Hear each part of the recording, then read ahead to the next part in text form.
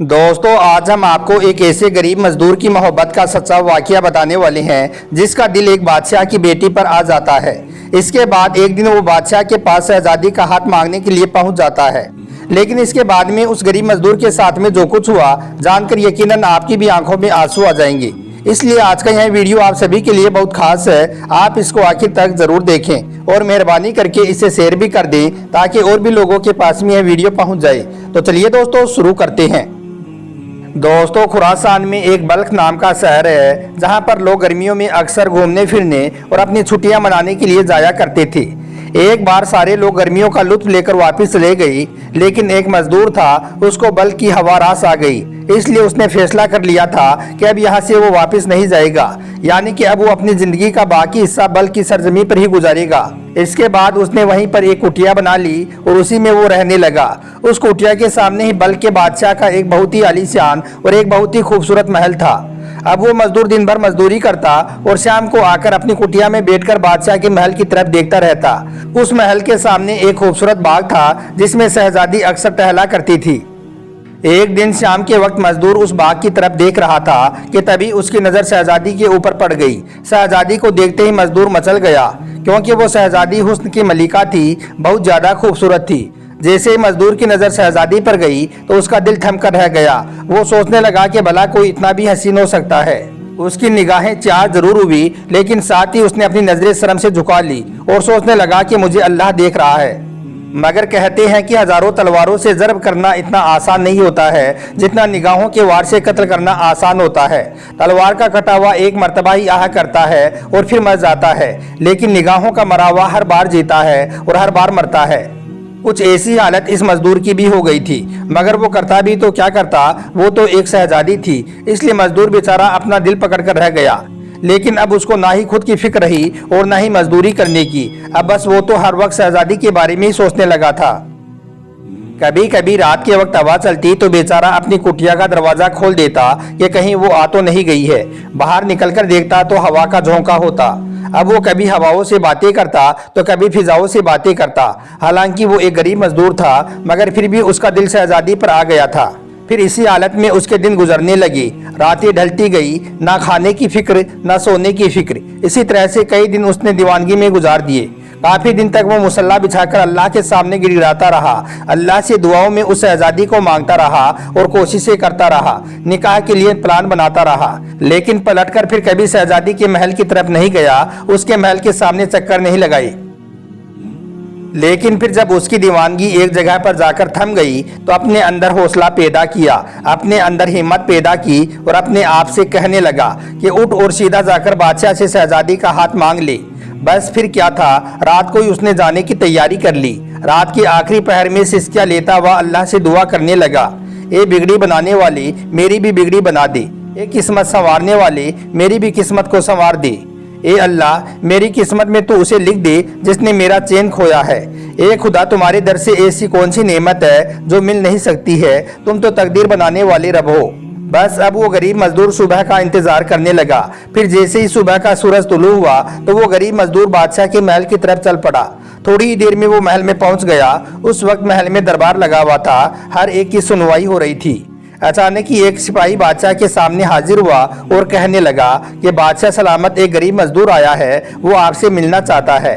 कहता है कि मुझे बादशाह से बात करनी है। तो यह सुनकर बादशाह ने कहा कि उसे अंदर भेजो, हम बैठे इसीलिए हैं। फिर उसने गरीब मजदूर को लाकर बादशाह के सामने खड़ा कर दिया। बदन पर फटे पुराने कपड़े हैं और आंखें भरी भरी हैं। गरीब मजदूर को देखकर बादशाह ने कहा कि कहो किस मकसद के तहत तुम आए हो।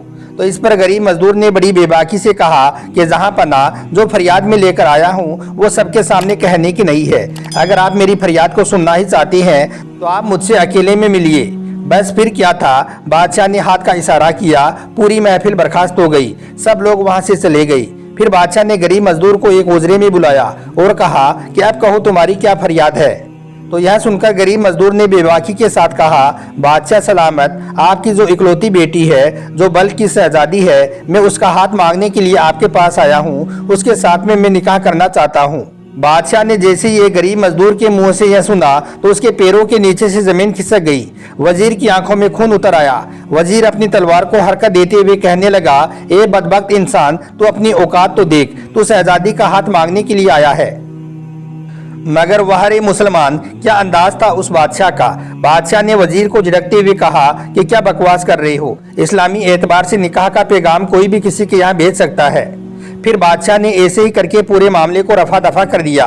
फिर अपने वजीर से कहने लगा, ए वजीर, तुम इस मजदूर से बात करो, यह इस्लामी एतबार से रिश्ता मांग सकता है, लेकिन हम बादशाह हैं, इसे रिश्ता नहीं दे सकते हैं। इसलिए तुम इसके सामने कोई ऐसी मुश्किल शर्त रख दो कि जिसको यह पूरा ना कर सके, और अगर यह शर्त को पूरा नहीं कर सकेगा तो यह मामला खुद ही खत्म हो जाएगा और फिर दोबारा यह अपना मुंह दिखाने के काबिल नहीं रहेगा। वजीर को यह बात बड़ी पसंद आई। फिर वजीर ने गरीब मजदूर से कहा कि देखो, आप एक काम करो, आप हमें 8 दिन की मोहलत दो, हम आपस में मशवरा कर लेते हैं, फिर हम आपको बताएंगे कि आगे हमें क्या करना है। यह सुनकर फिर वो गरीब मजदूर चला गया। अब इधर उस गरीब मजदूर के 8 दिन अल्लाह अल्लाह करके गुजरे। 8 दिनों के बाद में फिर जब वो उम्मीद के साथ महल में गया तो वजीर ने कहा कि जिन बादशाहों के और शहजादों के रिश्ते बल्कि शहजादी के लिए आई हैं, उनमें आपका भी नाम शामिल कर लिया गया है, लेकिन बादशाह की तरफ से एक शर्त रखी गई है कि शहजादी को उसी की निकाह में दिया जाएगा जो शहजादी के हार के लिए काला हीरा यानी कि ब्लैक डायमंड देकर आएगा। अब यहाँ पर आप सोचिए कि उस गरीब मजदूर के पास तो एक वक्त की रोटी भी नहीं थी, फिर वो काला हीरा कहाँ से लाता। और यही नहीं, अगर यह खुद एक बादशाह भी होता तब भी यह काला हीरा नहीं ला पाता। लेकिन इसने तो सच्चा इश्क किया था, और आपको मालूम है कि इश्क इंसान को कभी भी हार नहीं मानने देता है। अब जिसके पास में एक वक्त का खाना भी नहीं था, उस मजदूर ने कहा कि शरत तो बड़ी मुश्किल है काला हीरा लाने की, लेकिन जब मैंने मोहब्बत की है तो इसे लाने की भी मैं ज़रूर कोशिश करूंगा। और मैं सबसे नाउम्मीद हो सकता हूं, मगर मैं अपने रब से नाउम्मीद कभी भी नहीं हो सकता हूं। मेरा अल्लाह मेरी मदद ज़रूर करेगा, क्योंकि मेरी मोहब्बत में पाकीज़गी है, मेरी मोहब्बत बनावटी नहीं है। इसके बाद वो गरीब मजदूर अपने घर गया, और फिर जैसे ही रात का आखिरी पहर आया तो वो सजदे में गिर पड़ा और अल्लाह के सामने गिड़गिड़ाकर कहने लगा, सिसकियां लेने लगा और कहने लगा कि ए मेरे मौला, तूने कभी भी किसी मांगने वाले को महरूम नहीं किया है। तेरा वादा है कि मुझसे मांगो, मैं अता करूंगा। ए मेरे मौला, मुझे किसी से सच्ची मोहब्बत हो गई है, अब उसे पाने के लिए मैं मुश्किल शरत में पड़ चुका हूँ। ए मेरे मौला, काला हीरा लाना मेरे बस की बात नहीं है, लेकिन तू इख्तियार रखता है, मौला तो मुझे कामयाब कर दे। इस तरह से वो रोता रहा, सिसकियां भरता रहा और अल्लाह से दुआई करता रहा। कहते हैं कि रात के आखिरी पहर की दुआ को अल्लाह कभी भी रद्द नहीं करता है। फिर सुबह होते ही उसके आंसुओं का सैलाब थम गया, और फिर उसमें एक ऐसी ताकत ने हौसला पैदा कर दिया कि उठ और अपना सफर शुरू कर। जिस इसकी राह का तू मुसाफिर बना है, उस सफर को तू शुरू कर। बस फिर क्या था, उसने फौरन ही एक फावड़ा उठाया और अपनी गर्दन पर रखा और नामालूम मंजिल की तरफ चल पड़ा। सुबह से शाम तक, शाम से सुबह तक, सुबह से शाम तक, बस ऐसे ही चलता रहा। कभी नानी और दादी की कहानियों में उसने सुना था कि बर्फीले पहाड़ों के अंदर काला हीरा मौजूद होता है। फिर कई दिनों तक चलने के बाद एक ऐसी जगह आई जहां पर हर तरफ पहाड़ थी, यानी कि वो पहाड़ों से घिरा हुआ था। यह देखकर वो थक हार कर वहीं पर बैठ गया और सोचने लगा कि मैं कहाँ आ गया, मेरी मंजिल कहाँ थी और मैं कहाँ पर आ गया। अचानक ही वहां पर कोई आता है और उसके कंधों को धक्का देकर कहता है, ए सोने वाले, सोने का वक्त नहीं है, यह बर्फीले पहाड़ है। यह एक पहाड़ तो टूट गया है और टूट कर यह जमीन पर आ गिरा है, और शाम तक यह पूरी बर्फ पिघल जाएगी और यहाँ पर बर्फ का सैलाब आ जाएगा। अगर तुम यहीं पर बैठे रहे तो तुम अपनी जान से हाथ धो बैठोगे। जल्दी से उठो और सूरज ढलने से पहले पहले यहाँ से वापस निकल जाओ। इतना कहकर कहने वाला गायब हो गया। अब वो गरीब मजदूर जिस रास्ते से आया था, उस रास्ते पर पहाड़ की चोटी गिर गई थी। अब वो उसको तोड़ रहा था, मगर वो टूट नहीं रही थी। आखिर में फिर जब उस गरीब मजदूर ने वहां पर रास्ता बनाने के लिए पूरी ताकत के साथ उस पर वार किया तो वो जगह एकदम से टूट गई और टुकड़े टुकड़े हो गई। मगर अब उसकी आंखों के सामने जो चीज थी, उसको देखकर गरीब मजदूर की आंखें फटी की फटी रह गई। उसने देखा कि उसकी आंखों के सामने काला हीरा मौजूद है। उसे देखकर उसकी आंखों में चमक आ गई और कहने लगा कि कुदरत की मदद इसी तरह से होती है। इसके बाद गरीब मजदूर ने वो काला हीरा अपने हाथ में लिया और फिर चुस्ती के साथ छलांग लगाते हुए वहां से निकला और सीधा बादशाह के महल में पहुंच गया। वजीर ने जैसे उसे देखा तो कहने लगा कि फिर से आ गया है तू, हमने जो शर्त लगाई थी उसे पूरा किए बगैर फिर से क्यों आया है। तो यह सुनकर गरीब मजदूर ने कहा कि मैंने आपकी शर्त को पूरा कर दिया है। फिर उसने अपनी मुट्ठी खोली और कहने लगा कि ये लो काला हीरा और अपना वादा पूरा करो। सामने काले हीरे को देखकर बादशाह और वजीर की आंखें चकरा गई। बादशाह वजीर की तरफ और वजीर बादशाह की तरफ देखने लगा और सोचने लगे कि अब आगे क्या करें। जिस शर्त को बड़े बड़े बादशाह भी पूरा नहीं कर सकते हैं, उस शर्त को एक आशिक ने पूरा कर दिया है। लेकिन इधर वो वजीर बहुत होशियार था, आंखों ही आंखों में बादशाह के साथ में उसकी बातचीत हो गई। फिर वजीर ने कहा कि अरे असल बात तो ये है कि यह तो हमारी शर्त थी, लेकिन शहजादी की भी एक शर्त है। शहजादी का कहना है कि जो कोई मेरे कानों की बालियों के लिए सफेद मोती लेकर आएगा, मैं उसी के साथ में निकाह करूंगी। इसलिए एक यह आखिरी शर्त और है, इसके बाद में कोई और शर्त नहीं होगी। तुम जाओ और शहजादी की बालियों के लिए 2 मोती लेकर आओ, बस फिर तुम्हारा निकाह शहजादी के साथ में हो जाएगा। गरीब मजदूर ने फिर अपना दिल पकड़ लिया और कहने लगा, वाह रे नाकामी, अब मैं क्या करूं। लेकिन फिर इश्क ने कहा कि हारना मत, हिम्मत मत हारना, उठ और आगे चल और आगे बढ़। जैसे पहाड़ों में अल्लाह ने तुझे काला हीरा दिया है, वैसे ही अल्लाह इन मोतियों का भी इंतजाम कर देगा। फिर निकला, अपने घर पहुंचा और अल्लाह से दुआ की और फिर चल पड़ा। खूब लंबा सफर तय करने के बाद एक समुद्र के किनारे पर पहुंच गया। कहते हैं कि समुद्र के अंदर जो सीप होती है, उसके अंदर वो सफेद मोती होते हैं। लेकिन यह तो तैराकी जानता नहीं था, इसलिए यह समुद्र के किनारे पर जाकर बैठ गया और अपने चुल्लू में पानी भरा और बाहर फेंकने लगा। फिर भरा और फिर बाहर फेंक दिया, क्योंकि उसने सोचा कि मैं थोड़ी ही देर में इस समुद्र को खाली कर दूंगा और जब समुद्र खाली हो जाएगा तो फिर इसके अंदर की जो सीप है वो नजर आने लगेंगी। फिर मैं उन सीपों को उठाऊंगा और ले जाकर बादशाह के महल में सीपों का फर्श बिछा दूंगा। बस यही सोचकर वो पानी बाहर फेंकने लगा। सुबह से शाम होने लगी, शाम से सुबह होने लगी, लेकिन समुद्र की मौजें तो बढ़ती जा रही थी। लेकिन कहते हैं कि अगर इश्क सच्चा हो तो उसे कामयाबी जरूर मिलती है। इसने अपनी हसरत भरी निगाहों को आसमान की तरफ उठाया और कहने लगा कि ए मेरे मौला, मेरी मदद फरमा। मैं पानी बाहर फेंक रहा हूँ, लेकिन यह पानी तो बढ़ता ही जा रहा है। कहा जाता है कि जब 14वीं का चांद होता है तो समुद्र के अंदर जवार भाटा आता है। वो अपनी किरणों से पानी को अपनी ओर खींचता है, जिससे समुद्र के नीचे की चीजें ऊपर आ जाती हैं और ऊपर की चीजें नीचे चली जाती हैं। बस फिर जैसे ही 14वीं की सब आई तो ऐसा ही हुआ, कई सिप समुद्र से बाहर आ गई।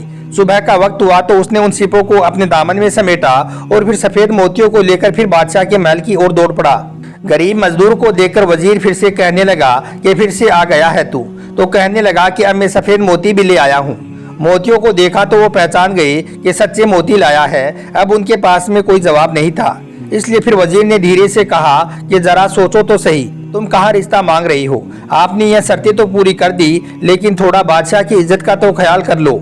अभी उनकी यह बातें हो ही रही थी कि अचानक ही एक कनीज दौड़कर दरबार के अंदर आई और कहने लगी, शहजादी अचानक ही गिर पड़ी है और वो बेहोश हो गई है, उसकी सांसें रुकती जा रही हैं। यह सुनकर सब लोग उठकर शहजादी की तरफ भागे, मगर इधर यह गरीब मजदूर कहने लगा, हाय रे नाकामी, शर्तें तो पूरी हो गई हैं। काला हीरा भी ले आया, सफेद मोती भी ले आया, लेकिन जिसके लिए लेकर आया था अब उसका ही इंतकाल हो गया है, यानी कि वो शहजादी मर गई है। सब कह रहे थे कि शहजादी मर गई है, लेकिन यह मजदूर आशिक कह रहा था कि मेरी शहजादी मर नहीं सकती है। फिर क्या था, पूरा बल्क शोक में डूब गया। शहजादी को गुस्ल दिया गया, कफन पहनाया गया और शाही कब्रिस्तान में ले जाकर उसे दफन कर दिया गया। सब लोग दफन करके अपने अपने घरों में चले गए। कहते हैं फिर रात का आखिरी पहर आया। वो गरीब मजदूर अपने कंधे पर एक कुदाल लेकर अपनी कुटिया से बाहर निकला। आज वो अपनी मौत को गले लगाते हुए बहुत बड़ा काम करने जा रहा था। चलते चलते यह स्याही कब्रिस्तान में पहुंच गया। जाकर ताजा तरीन कब्र को देखा तो उस पर अपने घुटने टेक कर बैठ गया और सबसे पहले उस कब्र की मिट्टी का बोसा लेने लगा।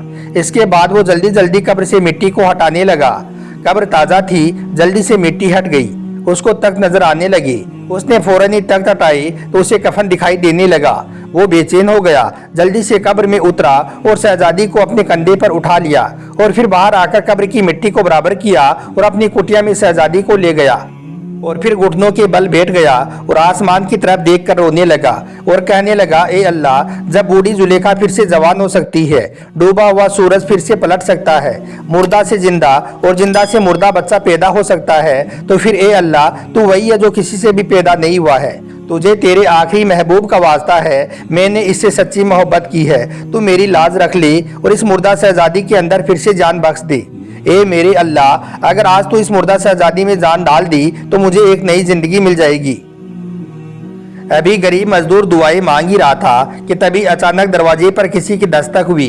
फिर जैसे ही दरवाजा खुला तो एक नामालूम तबीब हकीम कुटिया के अंदर दाखिल हुआ। उसके सर पर एक टोकरा था, उसमें कुछ दवाइयाँ भी थी। उसने अंदर आते ही सबसे पहले शहजादी का हाथ पकड़ा, उसकी नब्ज देखी और फिर कहने लगा, ए अजनबी मजदूर, वक्त जाया ना कर, यह शहजादी मुर्दा नहीं है, इस दवाई को जल्दी से तलवे में मल।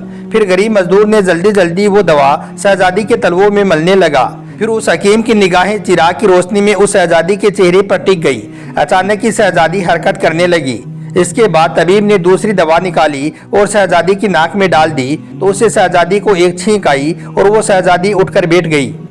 यह देखकर गरीब मजदूर की आंखें चमक उठी। फौरन ही अपनी निगाहें आसमान की तरफ उठाई और कहने लगा कि या अल्लाह, शुक्र है तेरा कि तूने एक मुर्दे के अंदर जान डाल दी। फिर शहजादी ने जैसे ही अपने आप को बेदार पाया तो कफन के आंचल से अपना मुंह छुपाने लगी और कहने लगी कि मैं कहाँ पर हूँ, मेरे साथ में यह क्या हो रहा है। तो इस पर गरीब मजदूर ने कहा कि शहजादी, आपके साथ में कुछ भी नहीं हो रहा है, आप बिल्कुल महफूज है। इसके बाद गरीब मजदूर ने सारी दास्तान शहजादी को सुना दी, यानी कि शुरू से लेकर, यानी कि उस बाग से लेकर अब तक की पूरी दास्तान शहजादी को सुना दी। दास्तान सुनकर शहजादी की आंखों में आंसू आ गई। उसको पता चल गया था कि इस गरीब मजदूर की मोहब्बत की वजह से उसे नई जिंदगी मिली है। मैं सिर्फ इसीलिए ही फिर से जिंदा हुई हूँ। इसलिए उसने फौरन ही उसके साथ में निकाह करने के लिए हाँ कर दी।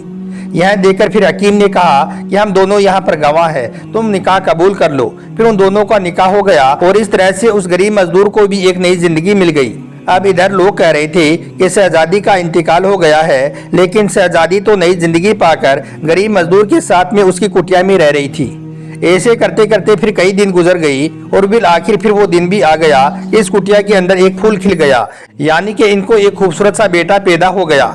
फिर वो बेटा चलने लगा, बोलने लगा और कलमा पढ़ने लगा।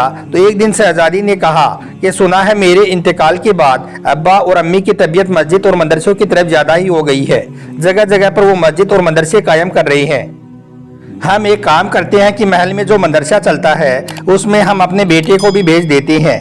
इस तरह से फिर इनका वो बेटा महल के मदरसे में जाने लगा। एक दिन मदरसे में सालाना तकरीब थी। उस तकरीब में बादशाह भी आया। नन्हे नन्हे बच्चों ने झुककर बादशाह को सलामी पेश की। जैसे ही बादशाह की नज़र गरीब मजदूर के बेटे पर पड़ी तो बादशाह का दिल खींचता चला गया। वो सोचने लगा कि यह चेहरा तो जाना पहचाना सा मालूम होता है। पूछा गया कि कौन है यह बच्चा, तो किसी ने बताया कि सामने जो कुटिया है उसमें एक मजदूर रहता है, यह उसी का बेटा है। बेचारा गरीब आदमी है, सुबह छोड़कर जाता है और शाम को लेने आता है। यह सुनकर बादशाह ने कहा कि अब जब भी इसका अब्बा इसे लेने आई तो उससे कहना कि अपने बेटे को महल में लेकर आई। फिर शाम को जैसे ही गरीब मजदूर आया तो उससे कहा गया कि बादशाह का हुक्म है कि तुम अपने इस बेटे को महल में लेकर जाओ। फिर गरीब मजदूर अपने घर गया और बीवी से मशवरा किया और कहने लगा कि अब आगे क्या होगा, अब हमारा यहाँ राज खुल जाएगा। तो शहजादी ने कहा कि तुम फिक्र ना करो। फिर शहजादी ने अपने बेटे को शहजादों की तरह सजाया और फिर बाप की अंगुली पकड़ाकर महल में भेज दिया।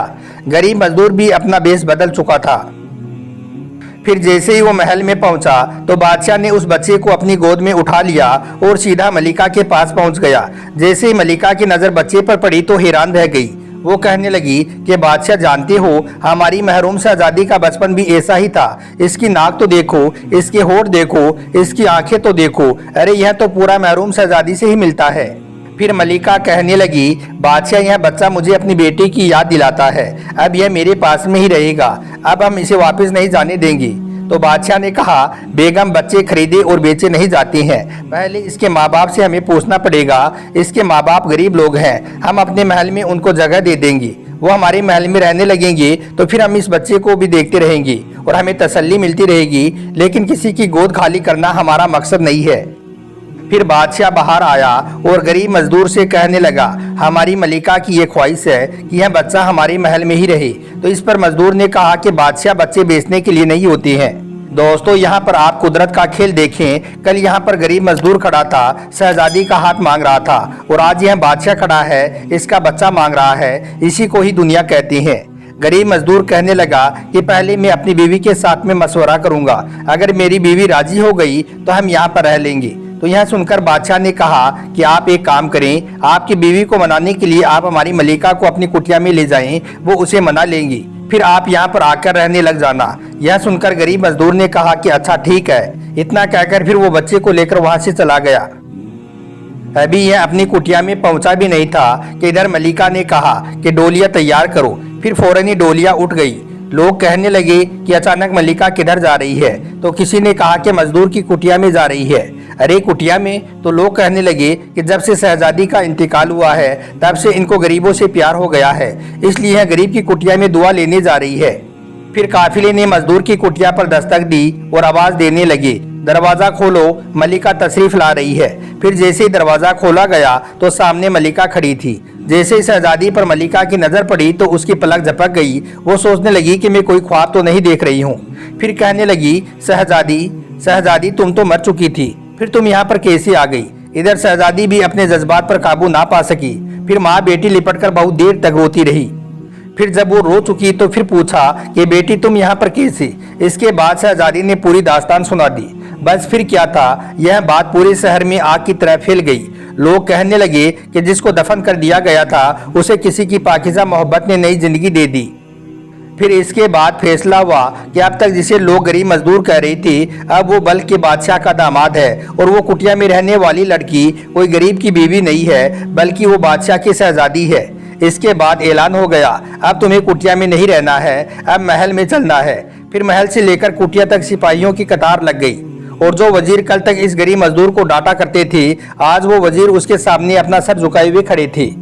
तो दोस्तों, ये है दुनिया, ये है कुदरत का फैसला। कभी भी इंसान को पैसों पर और अपनी ताकत पर घमंड नहीं करना चाहिए। क्या पता अल्लाह किस इंसान की किस्मत का बदल दे, कब इंसान फकीर से बादशाह बन जाए और बादशाह से फकीर बन जाए।